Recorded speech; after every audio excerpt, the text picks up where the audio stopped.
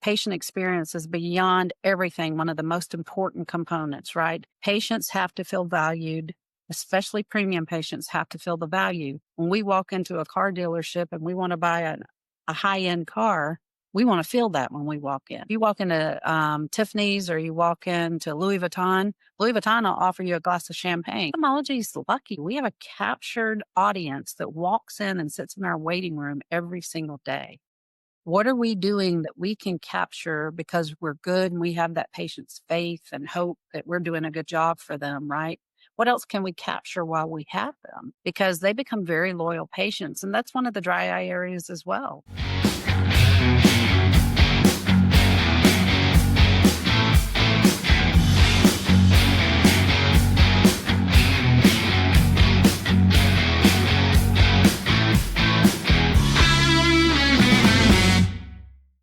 Welcome to the Ophthalmology Experience, Season 2, powered by Boost Patients. Today, we're joined by Patti Barkey. She's a Regional Director of Operations for Eye Health America. She also founded Dry Eye University.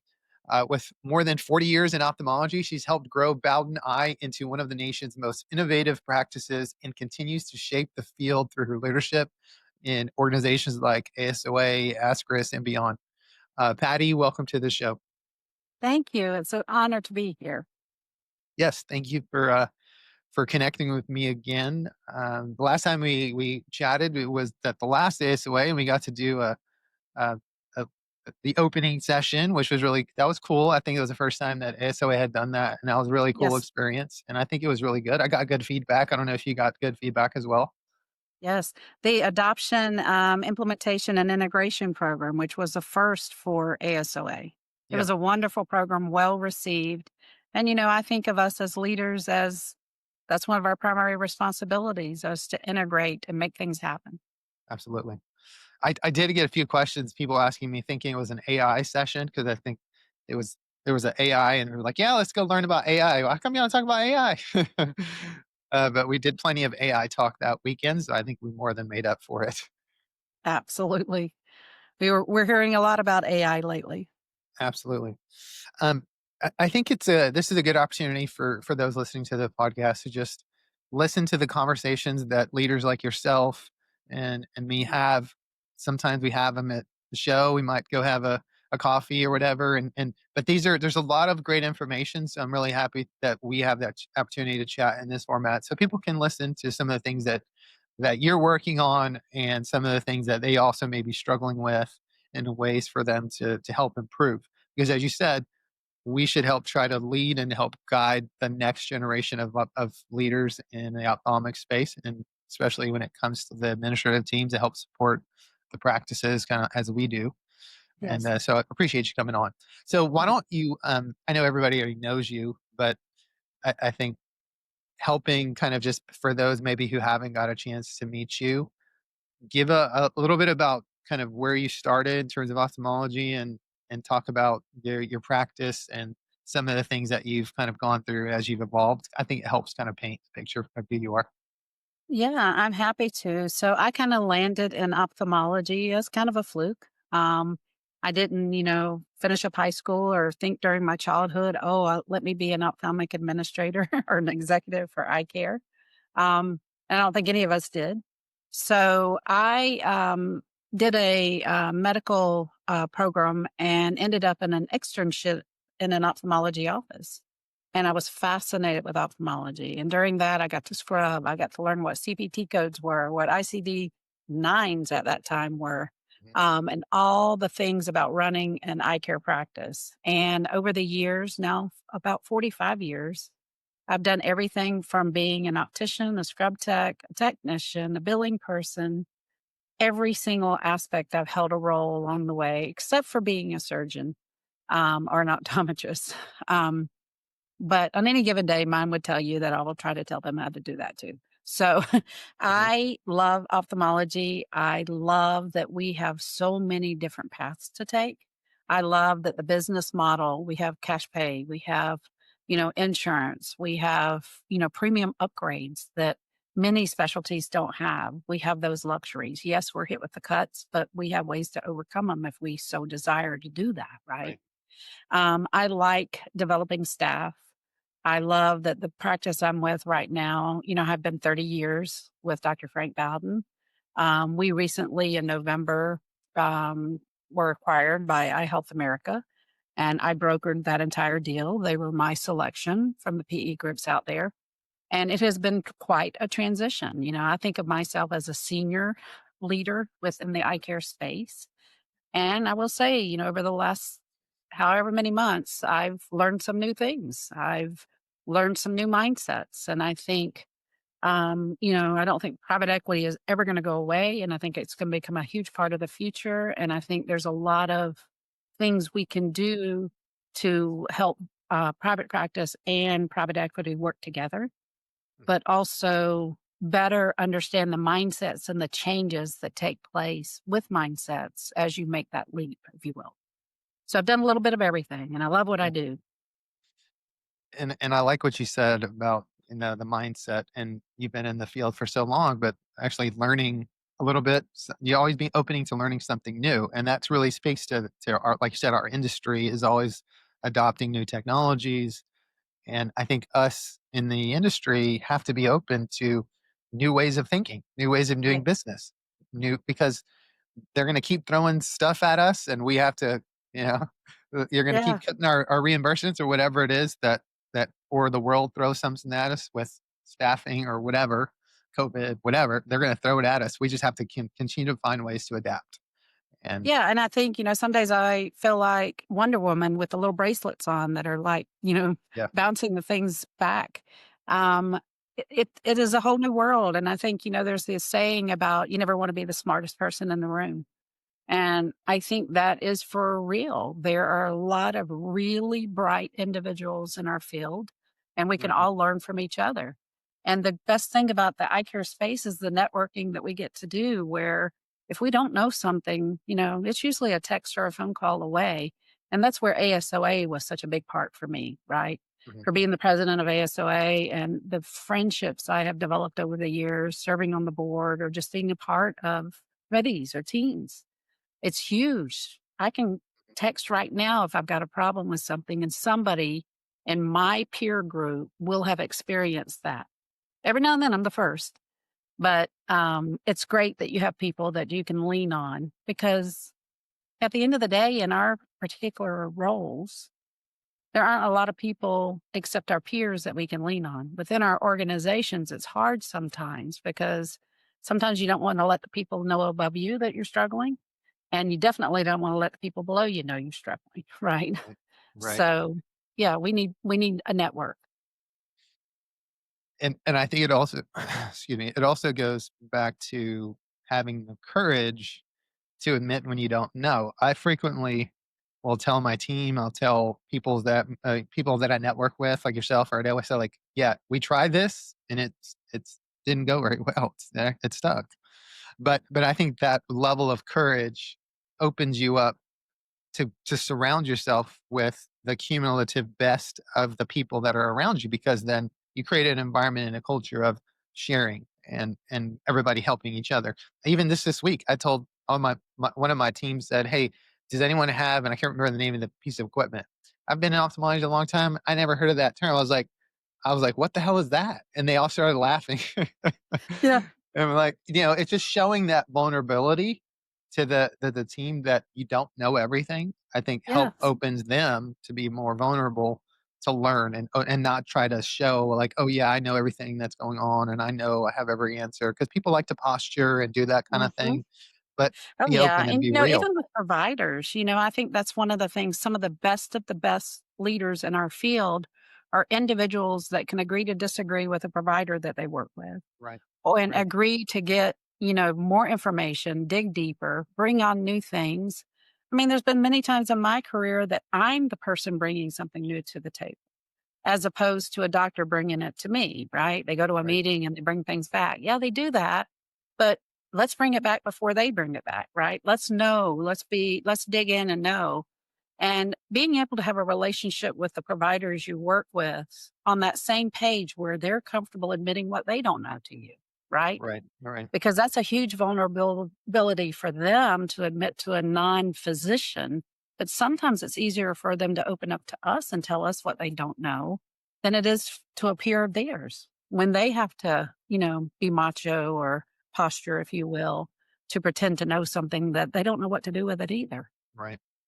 And that's key to really, from my experience, the success or the not success of the practice is that relationship with physicians, your senior, leadership and physicians, and how do you work together? I literally today had a meeting this morning with one of our physicians that really didn't understand why we made this decision that we made, and came in a little bit hot, and I said, "Look, I think it's also in language when you say, look, what I'm here to do is first and foremost is support your success. I'm going to share with you the logic of why I did this thing, but I'm open to feedback. And if at the end of the day, if you feel like it's something we need to do differently, let's do that." And then setting the tone. And then we had this conversation, had a really good understanding of, oh, I didn't see. Oh, I didn't see that. I didn't see that part. I get it now. I get it. But it wouldn't have been possible without having the showing from a culture standpoint that we are open and we have candid conversations to get us to the best result. And I might not always be right. So I'm sure Right. you've had similar experiences that you've had to deal with that kind of a situation, right? Yes. Yeah. So, yes, over the years, many times. And, Dr. Bowden and I, who have worked so well together, and we built such a wonderful practice that we're so proud of. There have been times where we've had to agree to disagree, and there's been times where we had a word, it's time to walk away. We'll come back and have this discussion later. I Mhm. am always right, and he's not, but he had to learn that over time, right? Right? So, Just do what but I say now and then you'll be fine. yeah.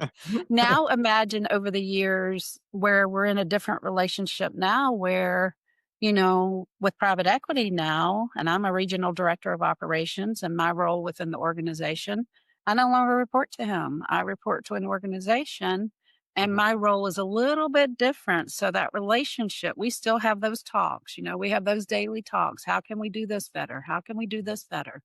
But there's also that fine line of me having to, enforce something that maybe he doesn't agree with, right? Sure. And it's coming from another outside source that this is on me. I have to make this happen. So it's really, yeah, over the years, and this relationship is different. And then when you get to the point where you're acquiring other outside practices with maybe providers who sold completely to a Mhm. private equity group and aren't a shareholder anymore, where they forget, "Oh, well, you sold your practice," right? Yeah. So sometimes that reminder and how you deliver that message without making them feel like it doesn't matter, because it does matter. Everybody's opinion matters. And it matters how we deliver healthcare to these patients. And when you become a larger part of a team, you got to learn to do it working as a team to do it and working together. So, yes, over the years, I can tell stories. And it can be tough sometimes, especially when you acquire the practice in that position. They're used to calling the shots, and it's I think what the best thing to do, and I've heard different examples and stories of acquisitions that went well, some that didn't go very well. And Hmm. usually, if there's some agreement in place, like an operating agreement ahead of time that is very clearly expressed, here's what everyone's going to be responsible for. Those are usually the ones that operate a little better because what I know what I'm responsible for. You know what you're responsible for. And I don't know if that was a similar for your experience when you came into this new venture with iHealth America, that there was clear understanding of who was going to do what. Yeah, so, because I was a heavy part of due diligence and a heavy part of the broker piece of it, I was a huge piece in making everything happen. And for me, I'm a big communication person and transparency person. So it's super important that all communication is open and transparent and that we're communicating constantly and at some point even over communicating and repeating ourselves so that everybody gets a chance to catch up and understand and the light bulbs go off Right. because not everybody hears what you want them to hear the first time around, right? So for us, yes, we've done a good transition. We've communicated, the expectations were clear. We did lose a couple of providers in the process that just didn't want to be a part of private equity. And that was a hard blow because they had been with us a long time. So again, the mentality of changing ownership. And if you have a senior physician that is a primary owner, that's another thing where the other employed docs, now they're kind of part of this deal and it changes for them, but they don't really have a stake in this change, right? Right. So, oh, the mindsets. I mean, I really think, I mean, again, I could write a book on just the thoughts of what I thought would happen, what Mhm. happened, Maybe you how should. it happened, and woo, what I didn't anticipate, right? Because I'm a Yeah. huge proactive individual and I try to anticipate everything, but man, I didn't see that coming. I didn't see Yeah. that just hit me in the side of the head. Right. So I'm on the pivot, right? Pivot, be ready because anything can happen at any point. And personalities, are everything in our space. Physicians have their personalities, right? Yeah, and that's a lot. I think you said a lot there because you talked about the dynamics of the different styles of relationship based off of the position, the Uh-huh. ownership stake, the individual stakeholders. You got the P group. So you've got a lot of different dynamics to balance there. At the same time, trying to make everyone feel comfortable, Mhm. heard, so that can be challenging and sometimes it doesn't work and I see and I get people that'll ask me, let's say we go to ASOA and somebody will come up and say, hey, I'm struggling with this Mhm. provider relation, whatever the situation is. I'm sure you have similar people that come ask you those Oh, questions. yeah. So when they come ask you like, hey, Patty, I'm at my wits end, like I'm gonna throw this doctor out the door, like what are some of the things that you tell them to kind of navigate those dynamics? Well, I always try to listen to the situation. And over years, again, I'm a senior person, so I've seen a lot. I've learned with my time that everything isn't always black and white. Something can be presented to you one way, but there's a whole other story over here. So I am all about what is the other story? What else is happening over here to create the dynamics that are taking place? I don't think anybody enters in an agreement to work together that they don't have optimism when they enter that agreement, right? No one's forced into an agreement. So there's an optimism of things are going to work out. We're going to do great. I'm going to grow. This is where I'm going to live. And then something changes along the way to morph that relationship. Was Mhm. it that expectations weren't met? We didn't lay those expectations out all the way. And now we've got surprises. Do we need to apologize to this individual for the surprises? Maybe we haven't, and things were a little different than we had promised or planned. And I think I try to talk to, because I do have that happen. And I try to say, okay, you got this doctor, you recruited this doctor, there's a shortage of doctors. We really want to try to keep this doctor if we can. Is there an ability to work out this relationship and make it work for both parties? Because you know exactly what's wrong with this relationship and you don't know what the next physician's going to be like, right? Because you Right. could get worse than what you have right now. So, short of it being a skills issue where maybe, a surgeon came and didn't have the skills they said they had, that's a hard one because Yeah. we can't make them more skilled, right? We can teach them new technologies, but those basic skills need to be in place. Sometimes it's people skills and we need to help them grow, right? And depending on our patience levels, sometimes we don't want to do that. Like we expect you to come as this model and in this box the way we want you to be. And when you're not what we want you to be, we're going to throw you out with bathwater. Well, Mhm. I do appeal to people that come to me as, are you sure? If you're sure, then these are the checkoffs and these are the legal issues that you need to handle to part ways. But you need to make sure that that's what you want, right?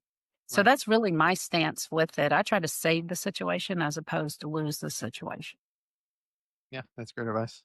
And you'd probably agree too. I would also add it's about how you say it and how you approach that conversation. I when I was started my MBA about 3 or 4 years ago, I read a book, How to Win Friends and Influence People, and it's a super old book. You probably have heard of it, but and a lot of people have read it and quote it. But the thing is there is such a fundamental key thing to take away from that, which is the way that people tend to respond as human beings to how you use words are very important. You can, because there's a natural human inclination to want to be right, to want to defend your position, and to, also to always assume and see the world from your own eyes.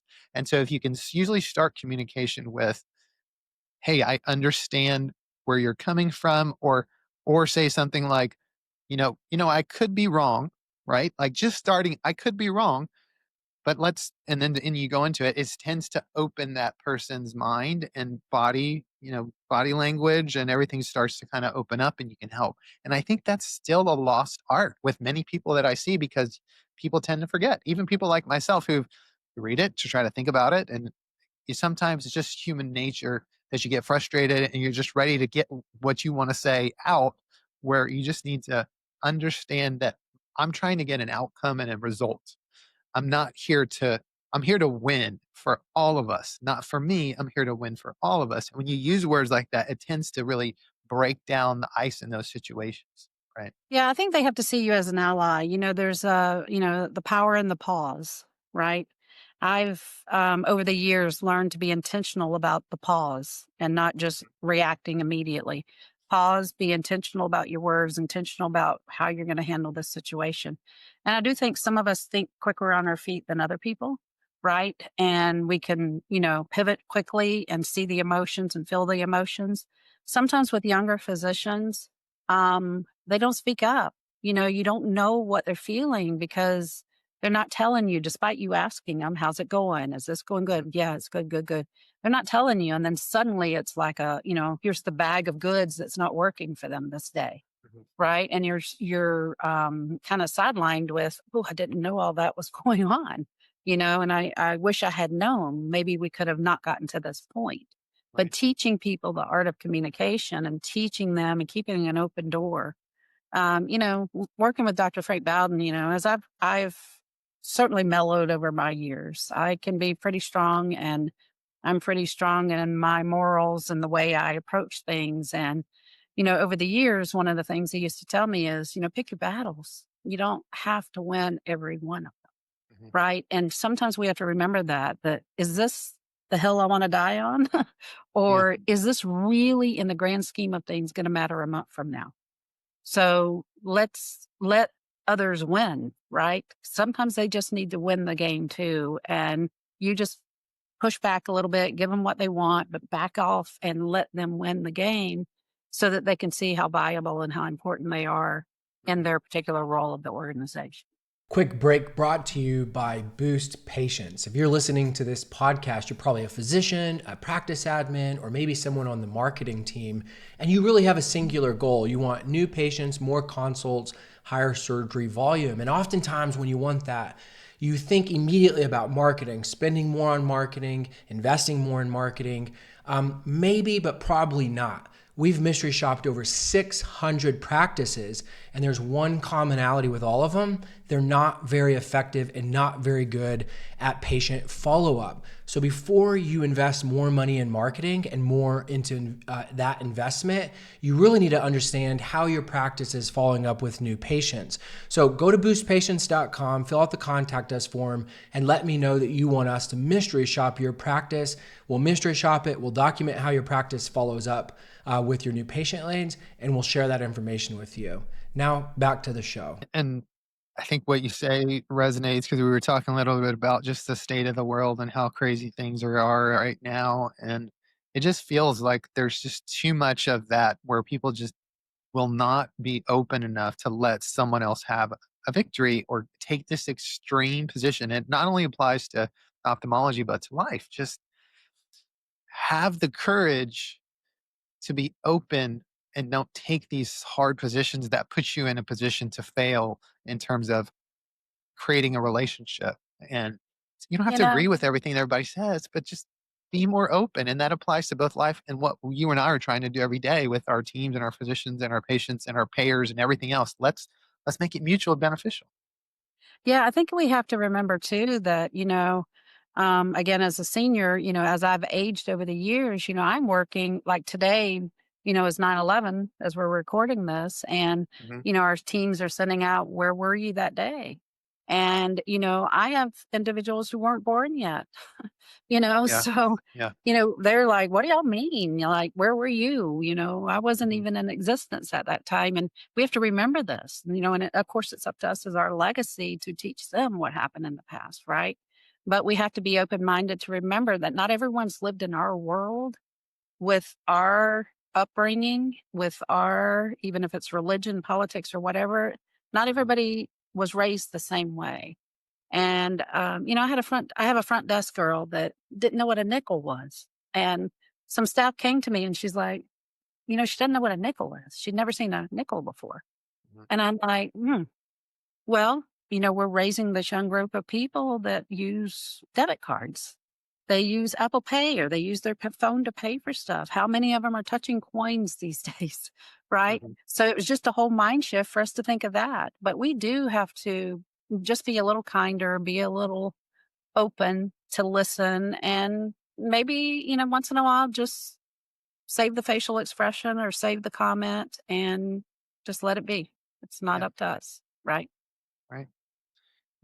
And just having a general awareness of that and just being open to it, and we're not all perfect. We're going to make mistakes, you know, but as long as we keep trying to do better, and I guess that's maybe what Patty, what you've been doing, and what I can try to do is just try to be an example. So it's, and that we're not perfect, but we're trying, and we keep these conversations alive. I think it's so important because as the next group of leadership comes up behind us, obviously the space is changing. Leadership roles look totally different in a private equity space than they do in private practice. But how do we mentor and how do we grow people and how do we teach them the intentional sides of what to look out for? What's the best business side of this? What's the best customer service side of this? How's AI going to affect us and patient relationships, right? And documentation and risk. There's just so many pieces right now that I think us as leaders need to set the way and mimic. I don't know if mimic is the right word, but set the example for other people to see as a role model for what they go into. I had role models over my years. I was amazed at some of the great leaders out there. Candy Mhm. Simerson and I are such great friends, but I worshiped her. I still worship her. I love We're Candy. text away right now, but she's such an Yeah. amazing person. And I think everybody needs that person where they can call up and say, help me through this. I know you've been through it. You're right. For sure. And kind of, taking and building upon that is, you mentioned having the flexibility, being nimble, and all of these things that we experience in the field. So what are some of the things that maybe you or your practice or the people that you're working with are doing to try to stay ahead of the game right now? It could be something internal, things you're trying to improve efficiency, or maybe different products you're looking at. Because we always have to try to think one step ahead of the game so that we don't fall behind. So, what are some of those things that you're working on? So it's really interesting in the private equity world as practices merge together. I've described it often lately as like a quilt. You've got all these different fabric pieces that you're pulling together to make a quilt, but you've got that it's not seamless, right? There's a stitch that's kind of holding each one together, and they're different colors and they're different patterns, and we all bring different strengths to the table. So for me personally, I'm very passionate about dry eye disease, and my practice is, best of class handling dry eye. All my providers are wonderful. Mhm. And for me, throughout the organization, we have 3 states. I'm working on a project now for dry eye. And I would like all of Eye Health America to be as good at dry eye as we are.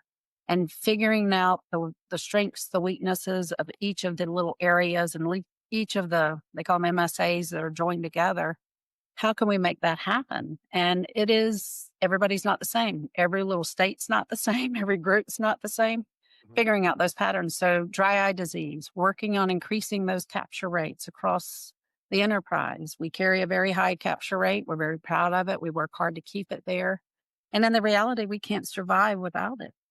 The Right. Jacksonville market has an age of about 58, average age. So we don't have, snowbirds. We don't have all of that without our upgrades. It wouldn't matter the cataract surgery we do, right? So I Right. think that's important as we change in time. And we focus on that. premium services, ICL services, whatever we can do to up that revenue stream, if you will, because insurance just keeps hitting at us harder and harder and harder. And I don't know how you guys are in terms of the refractive market, but that's been our huge one this year is because we saw decreases as a lower than a percentage than our peers across the country, but this year has caught up to us 100%. And Yeah. it's hard, very hard this year. Yeah, I think it's hard for everyone this year. I've been on a couple of boards where they've brought statistics out, and it's not just you and it's not just Yeah. I, Yeah. it's everyone. Again, there's some fear factors out there with LASIK and, what the media is doing to it. And, potential patients, potential customers for those procedures are hearing things. And I think us as an industry have to counteract that. I think we have to eliminate the fear of having refractive surgery. We can deliver great procedures with great results. And, oh, by the way, one of the biggest components of um, unintentional outcomes that patients perceive, it's dry eye disease. Getting that ocular surface under control where patients perceive the results is wonderful because they have a pristine surface to see out of afterwards Right. is super important. And I know there's a lot of movement out in the marketing teams and the marketing space. And I have a daughter that now works in marketing for a company. And there's a big initiative to change the mindset around refractive surgery that will then inevitably help all of us. And ICLs, refractive lens exchange, I think that's the future of refractive, For sure. really. Refractive lens exchange with light adjustable lenses. I mean, amazing. The results are amazing. Yeah, and that lens exchange demographic has definitely been where we've seen the growth, which is, like you mentioned earlier, diversification and offering multiple services that help keep the practice moving when other service lines, have a dip, right? Hmm. And then the example you gave about, looking for growth, I think it's a good example of a practice administrator or someone leading looking for opportunities that are not always necessarily some new toy or something externally. It's how are you handling the service lines and things that you're already doing because I see it in our practice and I see it in many practices. There's always opportunities to streamline and be more efficient in how we're handling certain things. So we're looking at things like the entire patient journey of for our refractive and our cataract patients because I think a lot of us would be surprised. You're like, well, at this point in that journey, they got this message and it doesn't make any sense, and people don't really unless you really dive in and look at it, you're not going to really know what's going on. So those opportunities for growth need to also be a lot of them internally. Would you say that that's true? Yeah, I see a lot of practices, and when I have discussions, people focus on the low hanging fruit. And there's so much up in the trees that we need to work better at capturing, right? And I think patient experience is beyond everything, one of the most important components, right? Patients have to feel valued, especially premium patients have to feel the value. When we walk into a car dealership and we want to buy a high end car, we want to feel that when we walk in. Right. If you walk into Tiffany's or you walk into Louis Vuitton will offer you a glass of champagne. Now, we've got limits as to what we're doing, but that catering to the mindset of the patient that wants to spend and wants value in the services they're seeking and being able to find them. Ophthalmology is lucky. We have a captured audience that walks in and sits in our waiting room every single day. What are we doing that we can capture because we're good and we have that patient's faith and hope that we're doing a good job for them, right? What else can we capture while we have them? Because they become very loyal patients. And that's one of the dry eye areas as well, right? Those patients have gone from practice to practice to practice and no one's listened to them. There's been signs, there's been symptoms, but no one seized upon them. They've gone from mild to now severe conditions. And you don't start severe, you start mild, and now you're severe. So that's a low hanging fruit people for practices to, it's a lot of cash, it's a lot of Yes. insurance, but it is an area to kind of seize out of the top of the trees.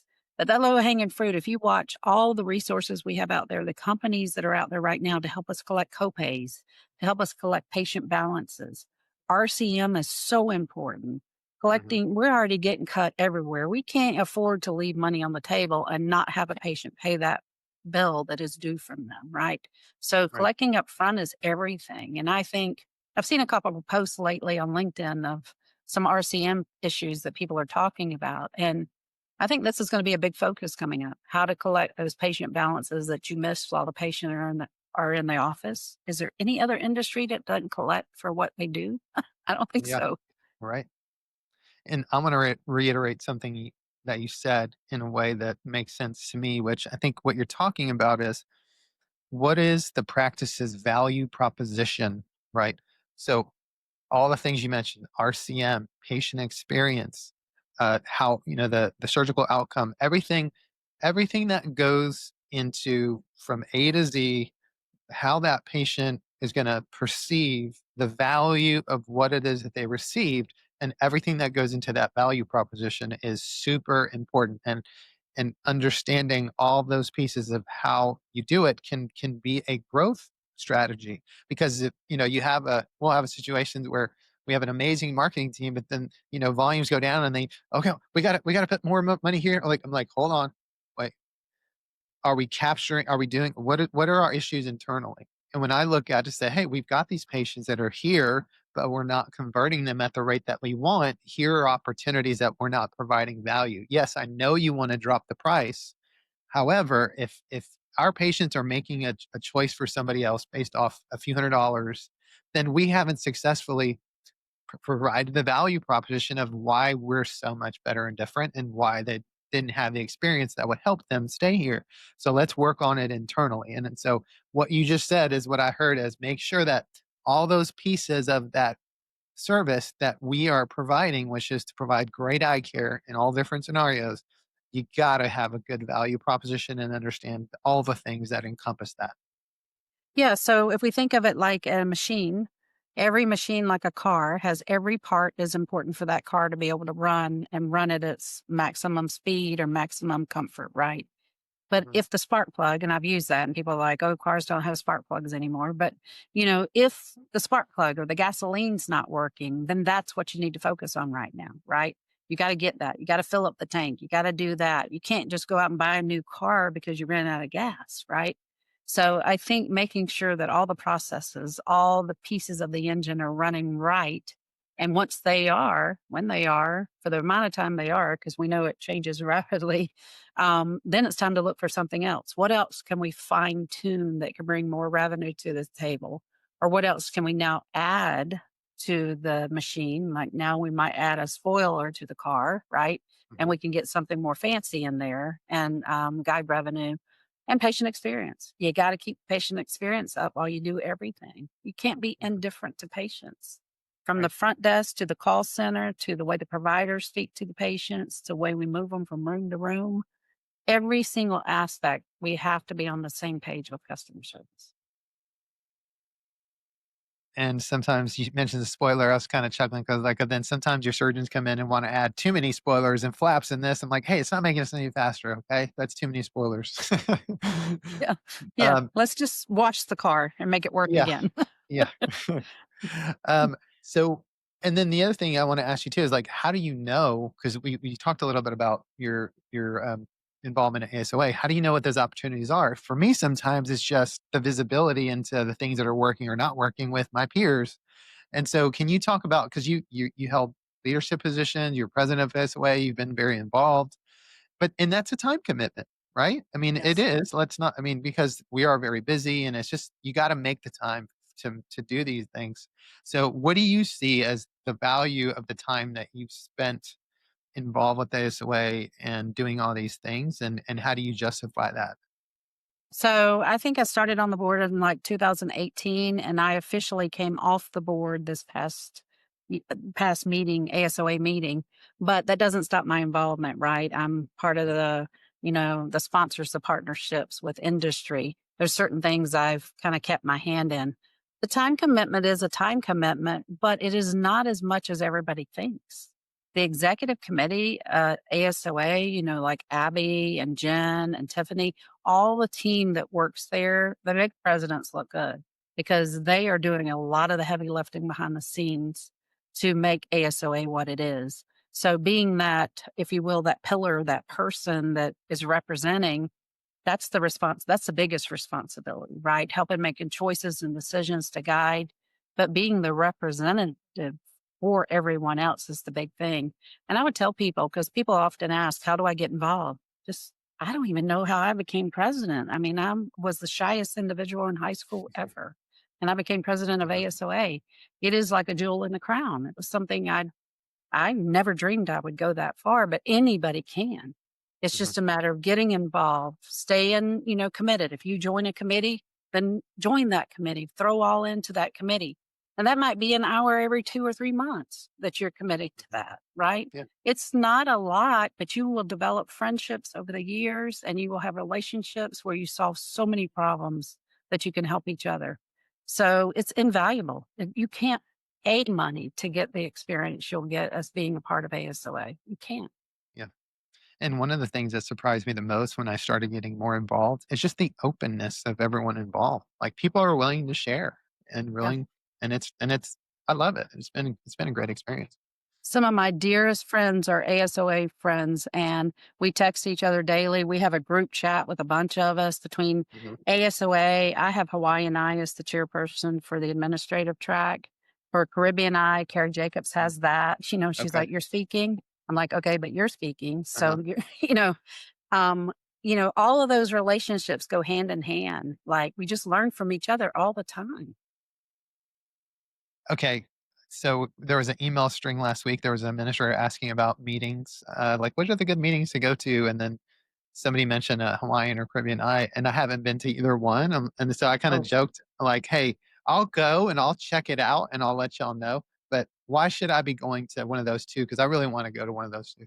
so I would be, amiss if I didn't say that Hawaiian Eye is the best because that is my program. But I will Uh-huh. tell you, Carrie has Caribbean Eye, and that's one of my favorite programs. The difference between the two is Caribbean Eye is a smaller, more quaint, best of class practices that come together there. Uh-huh. Hawaiian Eye is a larger group. Every year I have people I've never met before. Like, it's not the same group. It's new people all the time, new administrators. Hawaii has a draw. We get some internationals. We get across the United States that want to come to Hawaii, whether Caribbean I, which isn't always in the Caribbean, is usually ACEs and C, which are some groups of practices that know each other.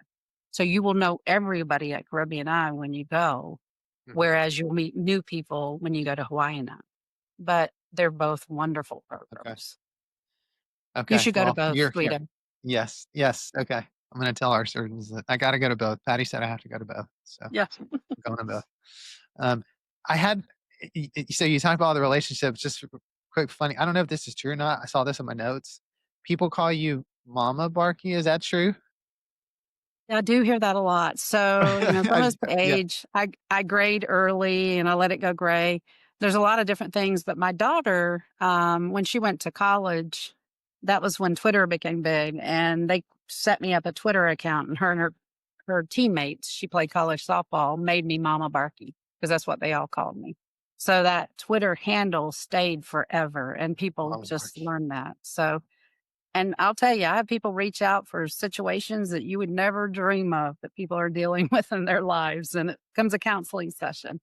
Yeah, So I enjoy helping where I can. that's awesome. And I'm hoping that maybe you'll any of those text threads where the minds of are meeting. If y'all Mhm. want to add me to the text thread, I wouldn't hate it. So just let me know because I'd love Well, to.